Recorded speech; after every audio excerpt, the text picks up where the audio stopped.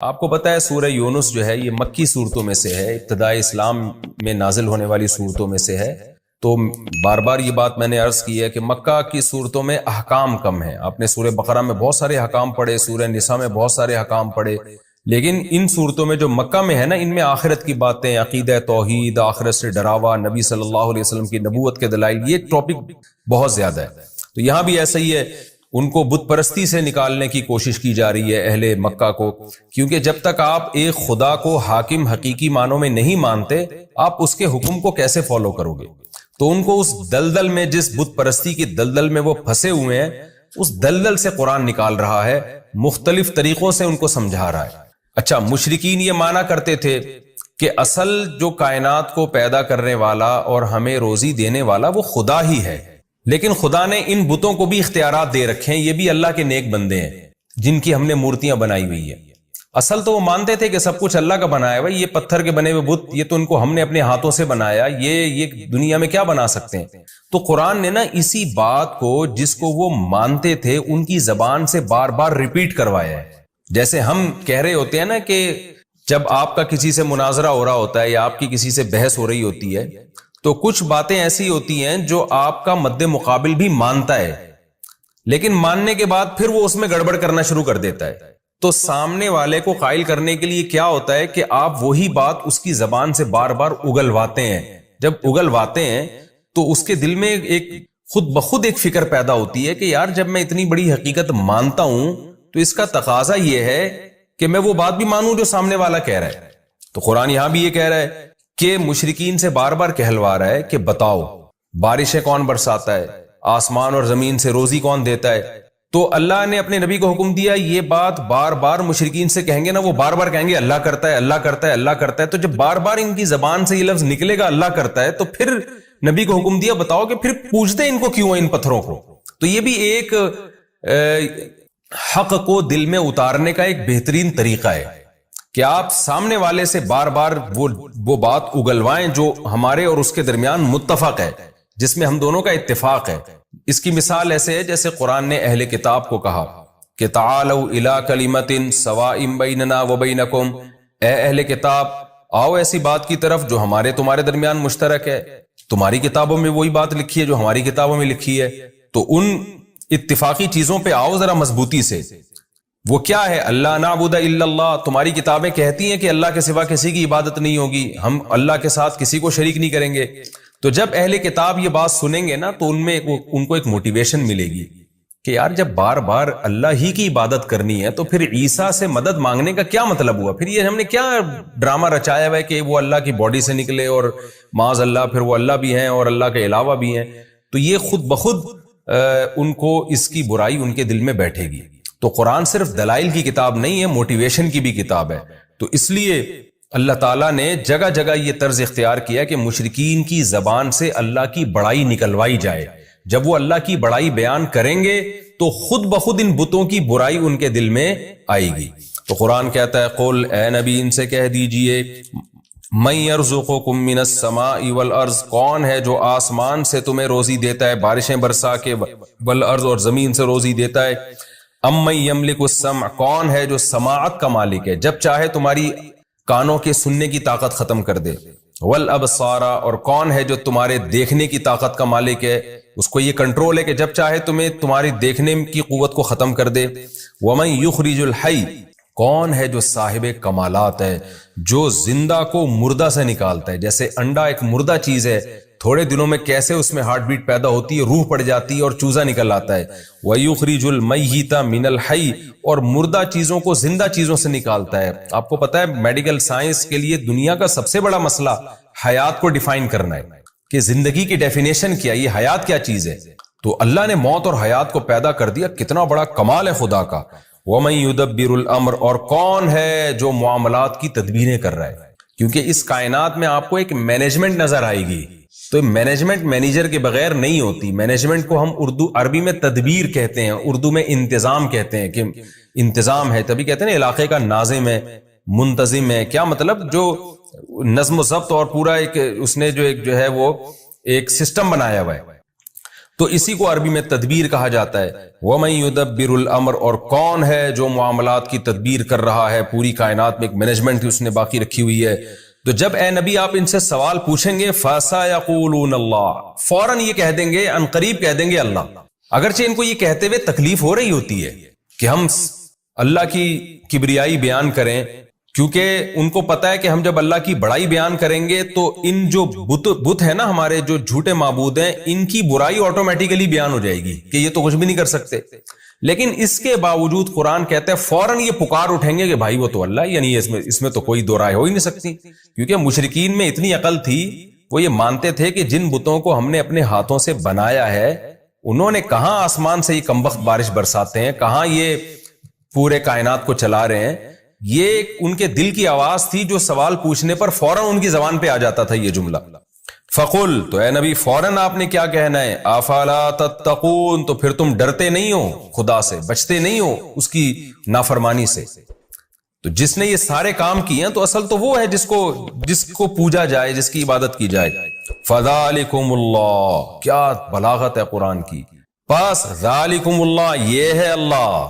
یعنی نبی سے کہا جا رہا ہے آپ ان سے کہیں کہ اللہ گویا ہاتھ کا اشارہ کر کے کہہ رہے کہ جو یہ سارے کام کرتا ہے نا، آسمان سے بارشیں برسا رہا ہے، زمین سے طرح طرح کی نباتات پیدا کر رہا ہے، اور ہر چیز کا مالک ہے، مردے کو زندہ سے، زندہ کو مردے سے نکال رہا ہے، اور پوری کائنات میں ایک مینجمنٹ کو برقرار رکھا ہوا ہے، جس کی یہ صفات ہیں، ذالکم اللہ، یہی تو اللہ ہے. یعنی محمد صلی اللہ علیہ وسلم جس اللہ کی طرف تمہیں بلا رہے ہیں وہ کوئی اچھمبے کی چیز نہیں ہے، وہ کوئی ایسی مخلوق، ایسی ذات نہیں ہے جو کھوپڑی میں آئی نہیں کہ وہ ہے کیا. یہی تو ہے جو سارے کام کر رہا ہے، بس اسی کی طرف تو تمہیں دعوت دی جا رہی ہے. فَذَلِكُمُ اللَّهُ رَبُّكُمْ، یہی اللہ ہے، تمہارا رب ہے، تمہارا پروردگار ہے. رب کا معنی پالنے والا ہے، الحق برحق ہے. اس کے علاوہ جتنے بھی تم نے خدا بنائے ہوئے سارے باطل ہیں. کیسی بلاغت ہے. میں جب سورہ یونس پڑھا کرتا تھا نا جب طالب علمی کے دور میں، مجھے یہ آیت میں بڑا ایک لطف آتا تھا، ایک وجد آتا تھا کہ کیسے اللہ نے اپنی صفات بیان کر کے، کیسے اللہ نے کہا فذالکم اللہ، یہی تو اللہ ہے. اس کی مثال ایسے جیسے ہم کسی کو سمجھا رہے ہوں، کسی کی کا انٹروڈکشن کروا رہے ہوں کہ بھائی وہ تمہیں بلا رہا ہے اور تمہیں بڑی خدمت کرنا چاہتا ہے، تمہاری دعوت کرنا چاہتا ہے. آپ کہیں یار پتہ نہیں کس کی بات کر رہے ہو، پتہ نہیں کس کی بات کر رہے ہو.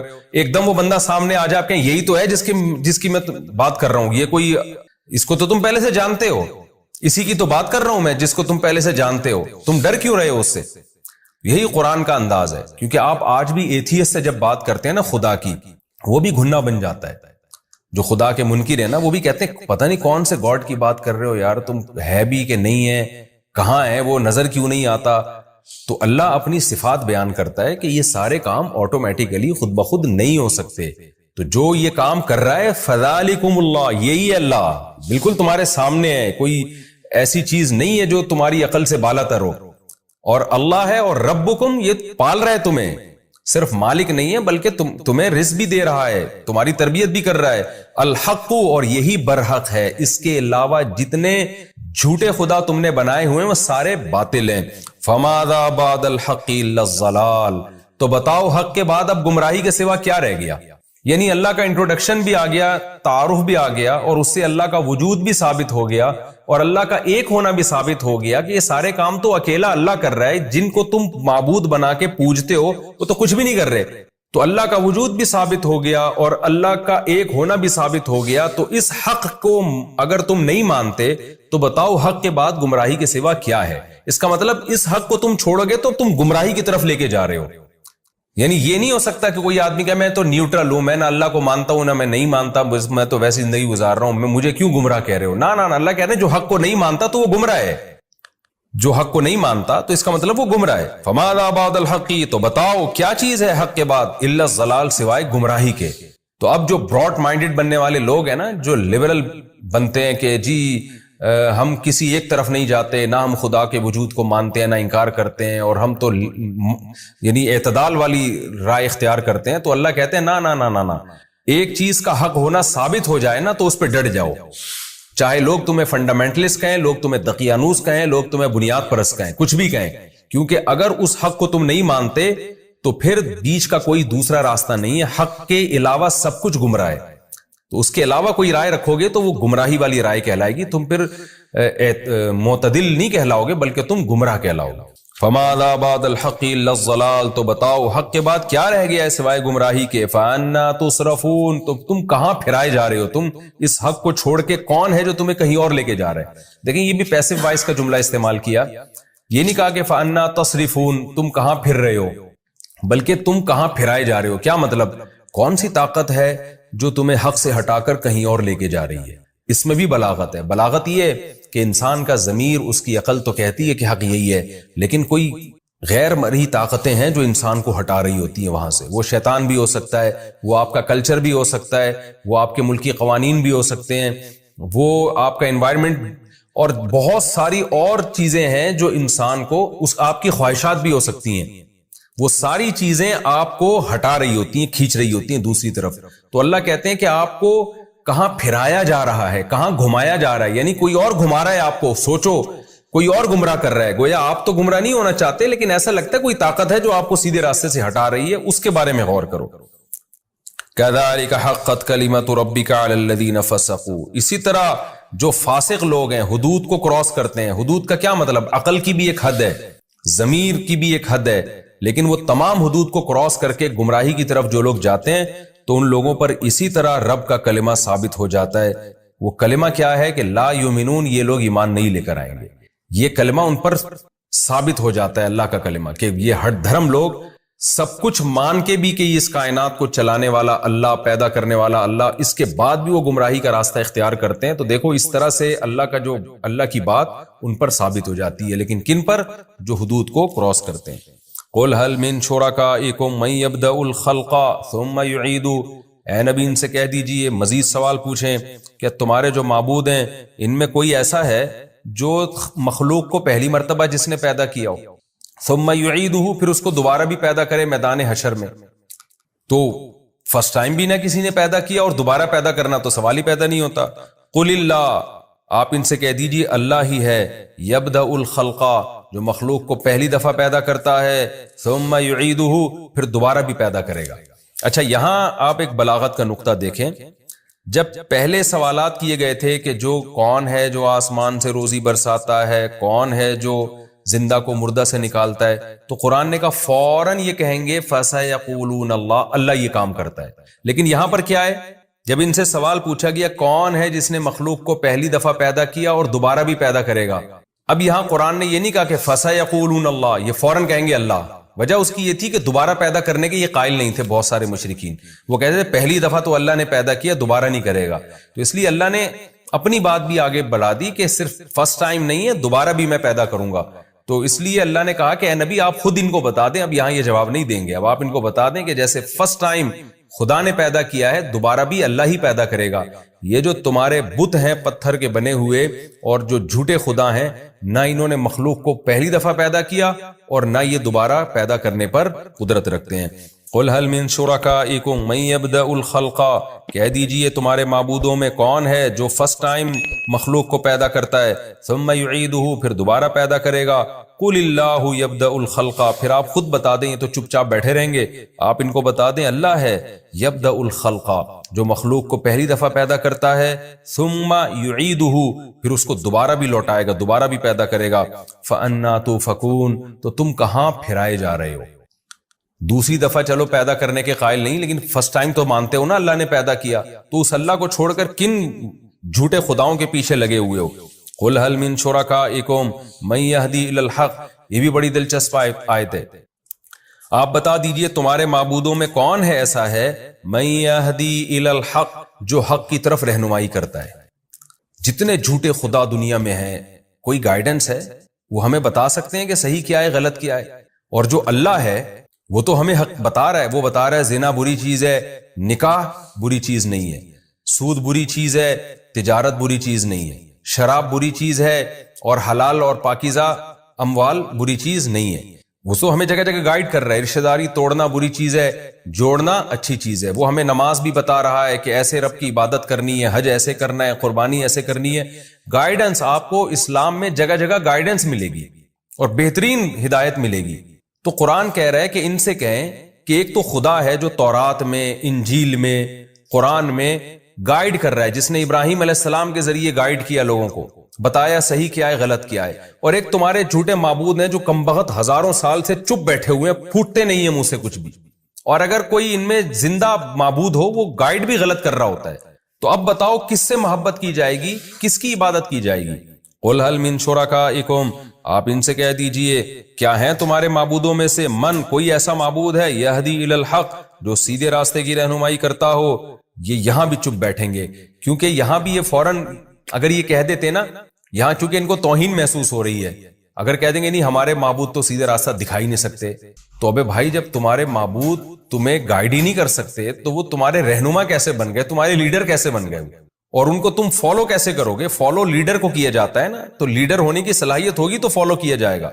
تو اس لیے اللہ کو فالو کرو، کیونکہ فالو اس کو کیا جاتا ہے جو سیدھا راستہ دکھا رہا ہو. جو بیچارہ خود گائیڈنس کا محتاج ہو وہ لیڈر کیسے بن سکتا ہے، اس کو فالو کیسے کیا جائے گا؟ قل اللہ یہدی للحق، آپ ان کو کہہ دیجئے اللہ ہے جو سیدھے راستے کی طرف رہنمائی کرتا ہے. اب قرآن یہ مقدمہ قائم کر کے، یہ دلیل قائم کر کے ایک اور بات پر استدلال کر رہا ہے کہ جو سیدھے راستے کی رہنمائی کرتا ہے بھلا وہ اس بات کا زیادہ حقدار ہے کہ اس کی اتباع کی جائے، یا جو بیچارہ خود جس کے پاس سیدھا راستہ نہ ہو جب تک کہ اس کو کوئی راستہ نہ بتائے. تو جو لیڈر ہی گائیڈنس کا محتاج ہے تو عوام اس کو کیسے فالو کرے گی؟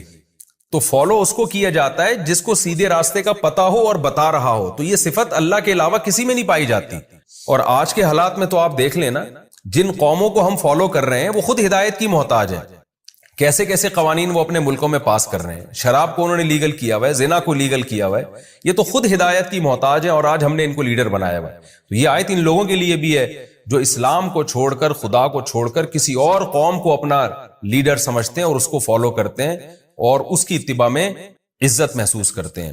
قرآن کہتا ہے آفمن یہدی الی الحق، بھلا وہ ذات جو حق کی طرف رہنمائی کرے، احق، وہ زیادہ حقدار ہے، ان یتبع، کہ اس کی اتباع کی جائے، ام من، یا وہ زیادہ حقدار ہے، لا یہدی، جو خود سیدھے راستے پر نہ ہو، الا ان یہدا، الا یہ کہ اس کو ہدایت دی جائے. یعنی جب تک کہ اس کو ہدایت دی نہ جائے، وہ خود سیدھا راستہ متعین نہ کر سکتا ہو، تو اس کو کہاں سے فالو کیا جائے گا؟ فالو اس کو کیا جائے گا جو تمہیں سیدھا راستہ بتاتا ہے، اور وہ اللہ کے سوا کوئی بھی نہیں. فما لکم، تو تمہیں کیا ہو گیا، کیف تحکمون، تم کیسے فیصلے کر رہے ہو کہ خدا کو چھوڑ کر، یعنی خدا کے علاوہ کسی کو بھی آپ لیڈر بنائیں گے نا تو یہ آیت سب پہ صادق آ رہی ہے. تو اس لیے قرآن کا یہ دعویٰ ہے کہ فالو صرف اللہ کو کیا جائے گا. خوب سمجھ لیں، محمد صلی اللہ علیہ وسلم کو جو فالو کیا جاتا ہے نا، آپ کی ذات کی وجہ سے نہیں، بلکہ اس لیے کہ آپ اللہ کا قانون لوگوں کو بتا رہے ہیں. ورنہ نبی صلی اللہ علیہ وسلم کی شخصیت بھی مقصود نہیں ہے. یہ بھی قرآن میں جگہ جگہ مضمون پہلے آ چکا ہے، کیونکہ آپ نے بار بار یہ بات کہی ہے قرآن میں کہ اے نبی آپ ان کو بتا دیجئے کہ میں بھی اس قانون کا پابند ہوں جو مجھ پر لازم ہو رہا ہے، مجھ پر نازل ہو رہا ہے. اگر میں اس کو فالو نہیں کروں گا تو مجھے بھی اللہ کے عذاب کا ڈر ہے. تو اس سے پتہ چلتا ہے ہم جو نبی کو فالو کرتے ہیں اس لیے کہ نبی اللہ کے حکام ہمیں بتاتے ہیں، وہ اللہ کی مرضی کے خلاف نہیں چلاتے.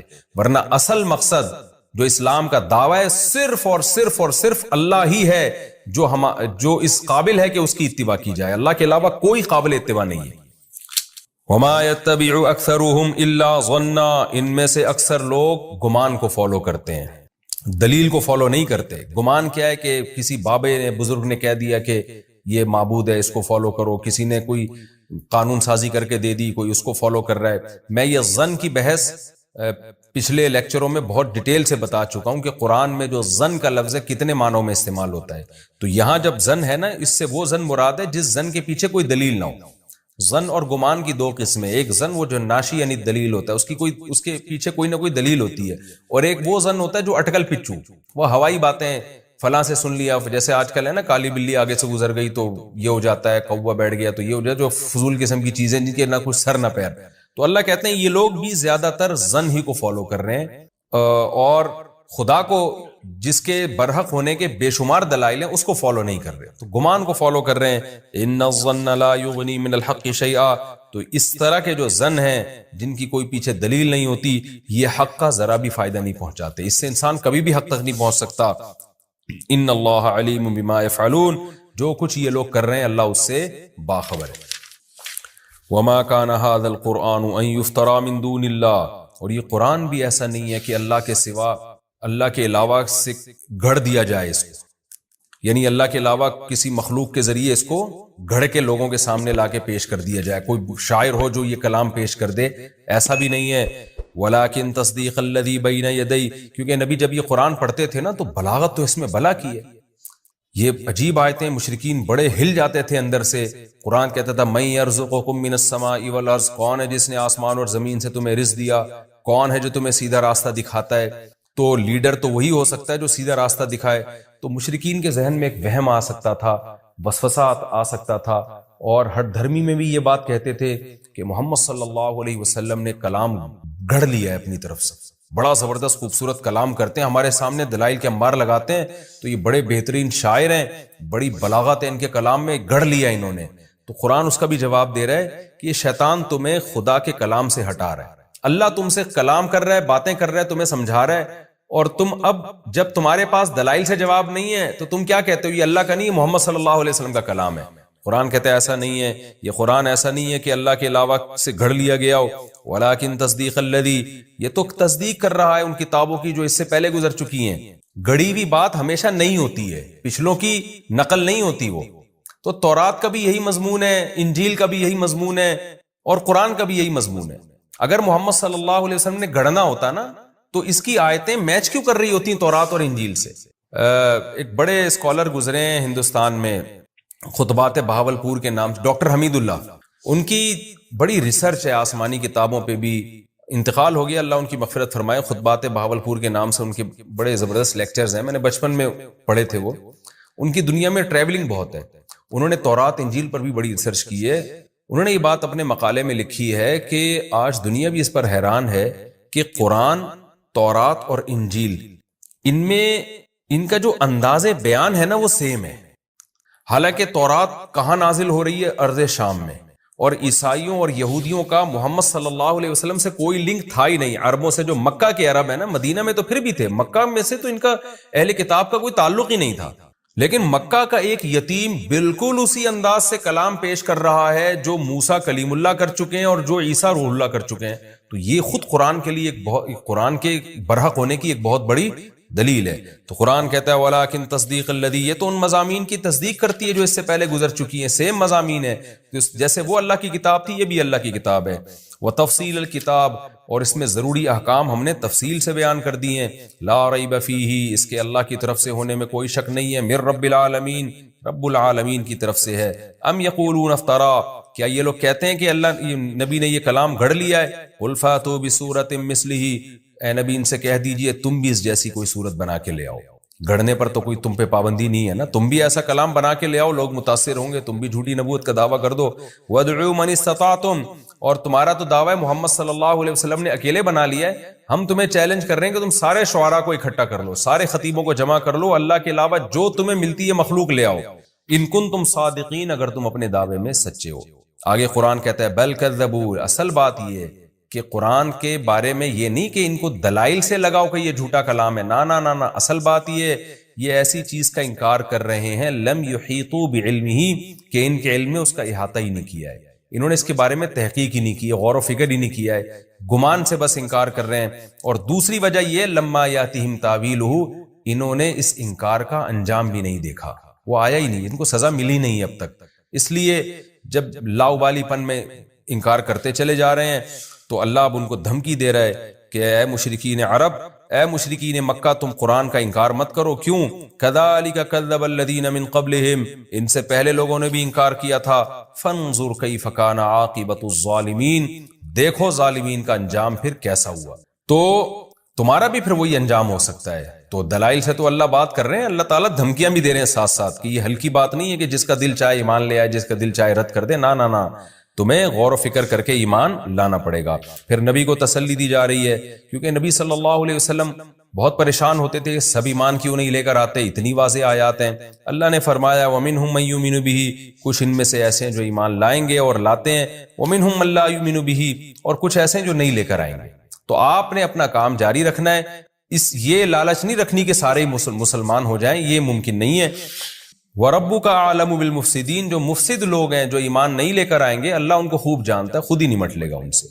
یہ ہمارا جناب رکوع نمبر 4 اور 9 تفسیر کے لحاظ سے کمپلیٹ ہوا۔ میں انشاءاللہ اس کا مختصر خلاصہ پیش کر دیتا ہوں۔ پہلی آیت میں ہمیں اللہ نے بتایا کہ اللہ کی صفات ہیں، آسمان سے رزق برساتا ہے۔ دیکھیں قرآن کا جو دلائل کا انداز ہے وہ منطقیانہ نہیں ہے، وہ نیچرل ہے۔ تو نیچرل یہی ہے کہ قرآن اس کائنات میں ہونے والے تغیرات کو بیان کرتا ہے کہ یہ خود بخود کیسے ممکن ہے، یہ آٹومیٹیکلی نہیں ہو سکتے، یہ سب کچھ اللہ کر رہا ہے۔ تو مشرکین کی زبان سے نکلوایا جا رہا ہے اللہ کا تعارف، اور پھر نفی کی جا رہی ہے کہ جب اللہ کر رہا ہے تو پھر ان معبودوں کو تم کیوں پوجتے ہو۔ تو پہلا مضمون تو اس کا توحید ہوا کہ سب کچھ کرنے والی ذات اللہ کی ہے، لہذا پکارا بھی اسی کو جائے گا اور عبادت بھی اسی کی جائے گی۔ دوسری بات ہمیں کیا پتہ چلی کہ پہلی مرتبہ اللہ نے پیدا کیا۔ مشرکین جو شرک کرتے تھے ان کی میں بھی اتنی کھوپڑی تھی کہ خود بخود کائنات پیدا نہیں ہو سکتی، تو وہ یہ مانتے تھے کہ فرسٹ ٹائم اللہ نے پیدا کیا۔ اختلاف اس میں کرتے تھے کہ دوبارہ پیدا ہوگا کہ نہیں، یہ ہوگی کہ نہیں ہوگی۔ تو آج کا جو ملحد ہے وہ بالکل ہی بے عقل ہے، وہ کہتے ہیں کائنات خود خالق ہے، یعنی کائنات نے اپنے آپ کو خود پیدا کر لیا۔ یہ تو پاگلوں والی بات ہے بالکل۔ اچھا یہ بھی خوب سمجھ لیں، جو ملحد کہتے ہیں نا کوئی خدا نہیں ہے، یہ بھی جھوٹ بولتے ہیں۔ جو یہ کہتا ہے نا خدا نہیں ہے، وہ اس کائنات ہی کو کریٹر مان رہا ہے، یعنی اس مادی چیز جو کچھ ہونے میں کسی طاقت کی محتاج ہے، اس محتاج ہی کو کریٹر قرار دے دیا، تو کتنی بڑی بے عقلی کی بات ہے۔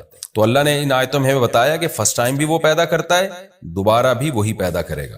اور تیسری بات، ہم فالو کس کو کریں، اس کا بھی ان آیتوں میں اللہ نے جواب دیا کہ آفامن یہدی الی الحق احق ان یتبع اما لا یہدی الا ان یہدی۔ یہ آیت تو رٹا لگا کے یاد کر لیں، یہ آج مغربی کلچر پہ بہت صادق آتی ہے۔ مشرکین مکہ کسی کلچر کو فالو نہیں کرتے تھے، مشرکین مکہ اپنے ہی باپ دادا کے گڑے ہوئے مذہبی غلط نظریات کو فالو کرتے تھے۔ اس پہ قرآن نے یہ کہا کہ جو خود ہدایت کا محتاج ہو اس کو فالو کیا جائے گا، یا جو ہدایت دیتا ہو اس کو فالو کیا جائے گا۔ آج بھی یہ بات دنیا پہ صادق آتی ہے کہ دنیا میں مجھے بتاؤ قرآن کے علاوہ یا اللہ کے علاوہ جس نے قرآن میں آیتیں نازل کی، آپ کو ہدایت ملے گی کہاں؟ جو مغربی ممالک جو اپنے آپ کو اتنے بڑے فنٹر سمجھتے ہیں، دنیا کی ذہین ترین اور تہذیب یافتہ قومیں سمجھتی ہیں، وہ خود اپنے ہاتھوں سے بنائے ہوئے قوانین سے پریشان ہیں۔ ان کا سسٹم کیسا تباہ و برباد ہو رہا ہے، وہاں پہ کس قسم کے بیہودہ قوانین وہاں رائج ہو رہے ہیں۔ یعنی جو چیز ان کی قوم میں شامل ہو جائے نا، کلچر کا حصہ بن جائے، وہی قانون بن کے اسمبلیوں میں پاس ہو جاتی ہے۔ تو جو برائی معاشرے میں پھیل جائے گی وہ قانون بن کے پاس ہو جائے گی۔ تو اس سے تو پتہ چلتا ہے وہ تو خود گائیڈنس کے محتاج ہیں، اور ہماری جو ینگ جنریشن ہے وہ فالو ان کو کر رہی ہے۔ تو اس لیے میرے بھائی فالو صرف اللہ ہی کو کیا جائے گا، کیونکہ آپ قرآن کے الحم سے لے کے والناس تک اگر احکام دیکھیں تو آپ کو نیچر کے قریب نظر آئیں گے۔ قرآن صفائی کی تعلیم دے رہا ہے، وَثِيَابَكَ فَطَهِّرْ، اپنے کپڑوں کو پاک رکھیے۔ یا ایھا النبی کلوا من الطیبات واعملوا صالحا، کہ کھاؤ بھی پاکیزہ اور عمل بھی پاکیزہ ہو۔ تو ہر چیز میں پاکیزگی جھلک رہی ہے، اس میں طہارت جھلک رہی ہے۔ تو اس لیے یہ 2 اور 2 4 کی طرح ہے کہ یورپ کے پاس، اہل مغرب اقوام کے پاس، ان لوگوں کے پاس ہدایت نہیں ہے۔ تو اللہ کہہ رہا ہے بھلا جس کے پاس خود ہدایت نہ ہو وہ اس بات کے زیادہ لائق ہے کہ اس کو فالو کرو، یا جو خود لوگوں کو ہدایت دے رہے جیسے کہ اللہ۔ ظاہر ہے اللہ کے علاوہ ہمارے پاس کوئی نہیں ہے جس کو ہم فالو کریں۔ اب اللہ نے ہمیں بتایا کہ میرے احکام تمہیں نبی بتائیں گے، لہذا نبی جیسا کر رہے ہیں اور جیسا کہہ رہے ہیں اس کو فالو کرتے چلے جاؤ۔ تو ہم نبی کی اتباع جو کرتے ہیں اس لیے تاکہ ہم اللہ کی اتباع کر سکیں۔ اور وما یتبع اکثرهم الا ظنا، اس میں ہر باطل کی جو بیس ہے وہ یہی ہوتی ہے۔ اس کے تحت علماء نے لکھا ہے کہ آج کل جو لوگوں کے سیاسی تبصرے یا اوٹ پٹانگ تبصرے، جن کی کوئی دلیل ہی نہیں ہوتی، ان کے پاس کوئی معلومات ہی نہیں ہوتی، اور بیٹھ کے آپ دیکھیں نا 4 آدمی جمع ہوں گے تو چاروں پھینکنا شروع کر دیتے ہیں، وہ یہ کر رہا ہے، وہ یوں کر رہا ہے، وہ غلط ہے، وہ صحیح ہے۔ کسی کے پاس کوئی اوتھینٹک بات نہیں ہوتی، کوئی دلیل نہیں ہوتی۔ تو یہ ہر باطل کے پیچھے یہی فلسفہ ہوتا ہے، بغیر تحقیق کے، بغیر دلیل کے بات کرنا۔ تو مشرکین عرب بھی اسی بیس پہ برباد ہوئے۔ اور پھر ان آیتوں میں ہمیں یہ بھی بتایا گیا کہ قرآن اللہ کا کلام ہے، اس کی بلاغت ایسی ہے۔ اس پر میں بہت ڈیٹیل سے سورہ بقرہ میں بات کر چکا ہوں کہ یہ جو قرآن بار بار دعویٰ کرتا ہے کہ اس جیسا کلام نہیں لا سکتے، اس کا مطلب کیا ہے؟ اس میں پہلے لمبی چوڑی بحث کر چکا ہوں، دوبارہ اس کو ریپیٹ نہیں کروں گا۔ تو خلاصہ یہی کہ بلاغت میں اس جیسا کلام عرب عاجز آ گئے، کوئی کسی نے جھوٹا کلام بھی پیش کرنے کی کوشش نہیں کی، ان کو پتا تھا کہ یہ ممکن نہیں ہے ہمارے لیے۔ تو اس سے قرآن کی صداقت کا بھی پتہ چلتا ہے۔